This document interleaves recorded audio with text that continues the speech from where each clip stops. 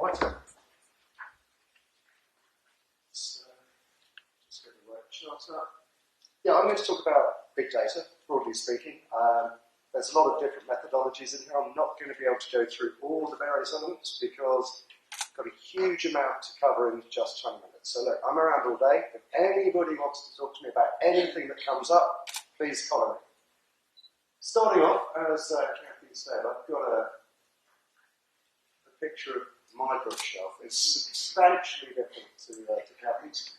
I love books. I don't really love anything that does it digitally. If you look at here, that's the full extent of all of my online books. That's through my iPhone Plus, so it's good to see that I'm actually up with the kids on this, because that's generally, from what Steve said earlier, about under 13, so quite happy about that. Kathy's still one of my favourite authors, but my others are John Elling, Evelyn Waugh, a bit old school, P.G. Wodehouse, but also some others like Bret Easton Ellis, which I absolutely love, because he's the only one who can actually really drive an amazing reaction out of a book for me. He's the only one to make me cry. American Psycho, amazing. So, quick question for you. Who's this guy? Does anybody know who this is? Sorry, I meant to say audience participation. Anyone got any idea? He concocted one of the most famous advertising lines of the, well, actually, the century gives it away. It was in the 1800s. No idea? No?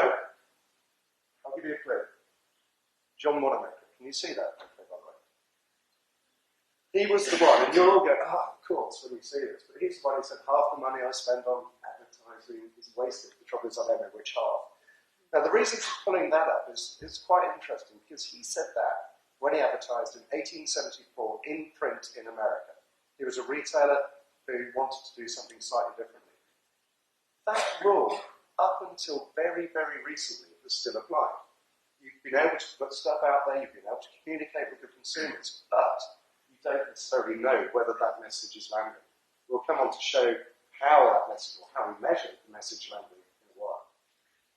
And this one is dear to all of, or a lot of the speakers here today. This is Art Nielsen, the original founder. And he launched this in 1923, I think it was, yes. Initially around machine technology. And then he launched the Food and Drug survey back in the early 30s. At the request of these guys. Now this is Procter & Gamble on the right, Unilever on the left. And these guys are still part of the Nielsen family. They approached us and said, you know, we put a lot of products out there. We know what we think we are selling. We don't know what's flying off the shelves, but we do know that there are other people doing the same. We don't know how they're performing. So, talking about big data nowadays, we're all talking about it, but actually it's been around for an awfully long time. Now, another question for the audience. This is world populations. Number one, obviously, China. Number two, India. I've blanked 6 of them out. Can anyone guess at number 3? Yeah, absolutely. It is Facebook, and then you see Tencent, which is a Chinese one, WhatsApp, then down into Google+, LinkedIn, and Twitter. So online entities make up 6 of the world's biggest populations per se, which I find amazing. Now, if you think about that, and think about also what is happening in the market as of today, you've got people like Uber. They're the world's biggest taxi company, and they don't own any vehicles. You've got Facebook, who's the world's biggest content provider. They don't actually create any content. You've got Alibaba, who's the world's biggest retailer, and guess what? They don't actually own an inventory. And Airbnb, who are actually the world's largest accommodation site, they don't own any real estate. Now, I think putting it into a book context, that actually gives all of you a really, really big opportunity, because in this room, there's a vast amount of content. And content is what drives an awful lot of the online world. Now, that doesn't really work terribly well on this chart, does it? This is purely demonstrative of the world as it's changing now. So on the bottom, you've got the media world changing. So what's happened in the media world? On the top, you've got our measurements. Now, we kicked all of this off with TV measurement in America back in the 60s. All I'd ask for this chart, because you won't be able to read it, is to look at the state of change, the state of movement over time. So initially you had nice long leads up. Now you've got a real concentration of effort.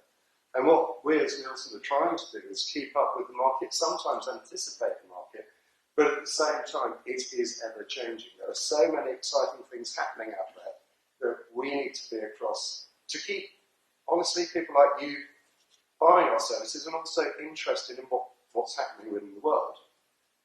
So what are we trying to do with that? Well, it's all about delivering an enhanced performance. But how are we going to do that? Because over time, Nielsen have traditionally done everything themselves. We've created, we've taken to market, and therefore sold. Nowadays, that's just not possible because there are so many different fronts that you're all looking at. So we are increasingly partnering with other people who'll be able to help us to also help them gain market share in their services. So if we look at what would lead you to, on the digital side, increase your online spending, for example, in terms of advertising, here we can see there are several key elements. Actually being able to verify what the brand advertising has done in terms of results. That was at 95%. Then ability to verify digital brand advertising. Did it reach the audience? That's 82%. People want to know about this stuff. And ability to use metrics that compare offline to online. That's not quite so important, but it's still at 64%, so it's still pretty high.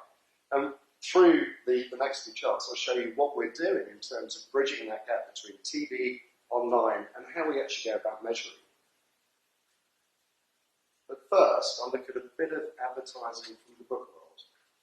Well, this is a trailer, actually.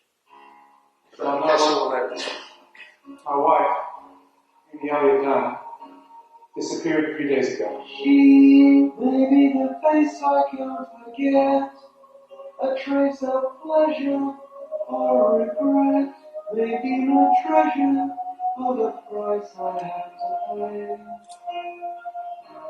She may be the song that summer sings, maybe the chill. Anyway, I'm going to stop it there because that's a real earworm, and you'll be seeing that for the rest of the day. That was the 2014 winner here. Good luck to everybody who's up for awards today. But what's very interesting about this is the way in which that was communicated and advertised as a book. That was obviously the film trailer. And here we saw Twitter, Mumsnet, London Underground, and the Orion newsletter. So there's a bit of out of home, a bit of online, and separated out by male and female. So that was the full extent of what was done to promote the book. If you look at the world of advertising, this is a global view. This is what's happening. 2013 did, 2016 forecast. Here you can see actually that the desktop internet and the mobile internet are really going to grow very, very strongly. So if you look at those two combined, 2 years ago they were just under 21%. Now they're looking at about 26, 27%. I can tell you that in the UK, that picture is inordinately different. In the UK, the desktop internet and the mobile internet this year will hit 50% of all advertising in the market. So that's a massive change. Now, where's that coming from? I found Steve's speech earlier really interesting because if you look at magazines and newspapers, they're the ones that are really suffering in the ad space because all of that revenue, or a lot of that revenue, is being sucked out into the more digital world. That doesn't mean that the market's not growing and they're not declining as much as their share decline would suggest. The market is growing, but a lot of it is moving into increasingly digital and ever increasingly mobile.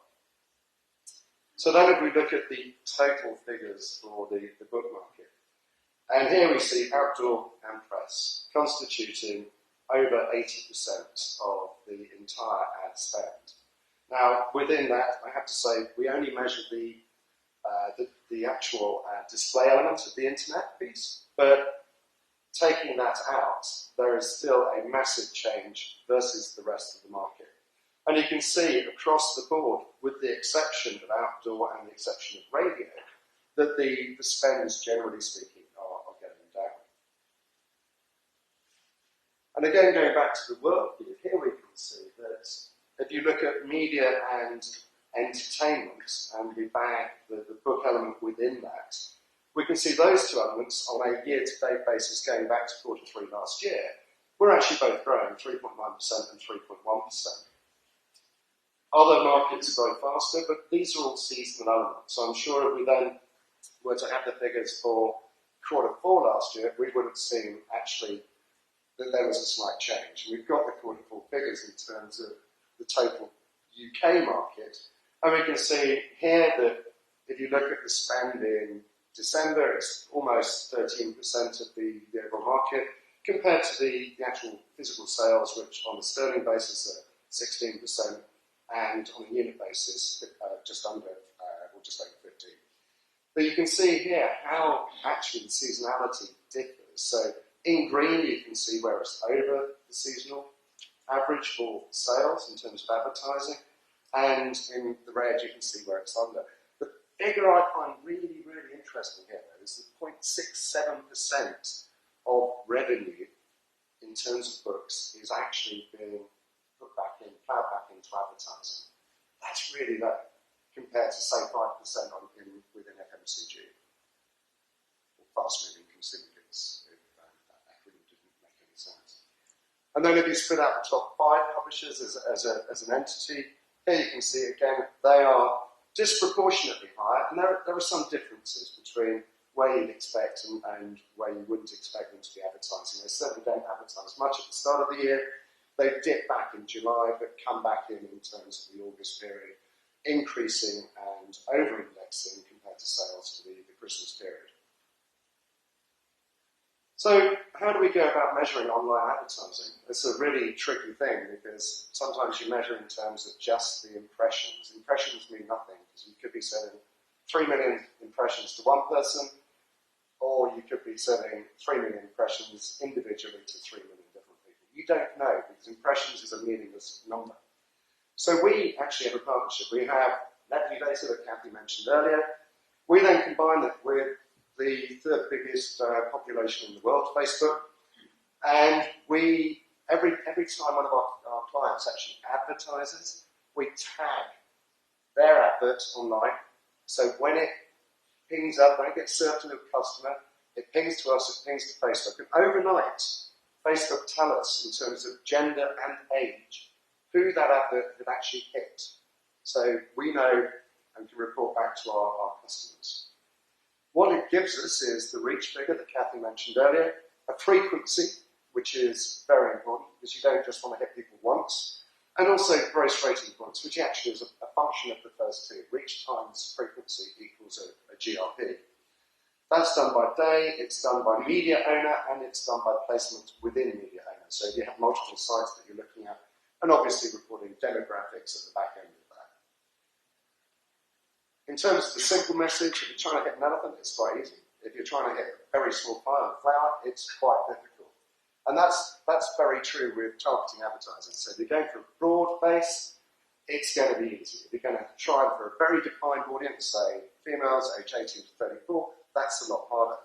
And that's reflected in terms of the overall norms that we have for the industry. So this is all of our data combined, looking at various industry sectors. And here you can see some key differentiators, because if you look at FMCG, it's about 53%.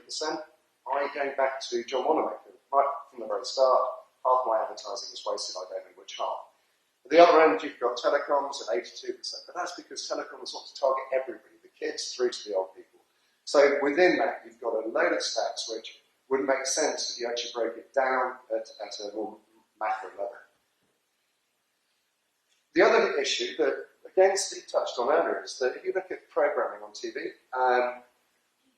young people are less engaged. It's all about the second or third device that you have in the home.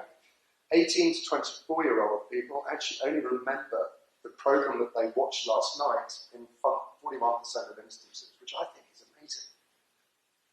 It really is the ADHD generation. 50 plus, you would have thought Alzheimer's and that sort of thing might be kicking in, but most of them still remember, about 67%.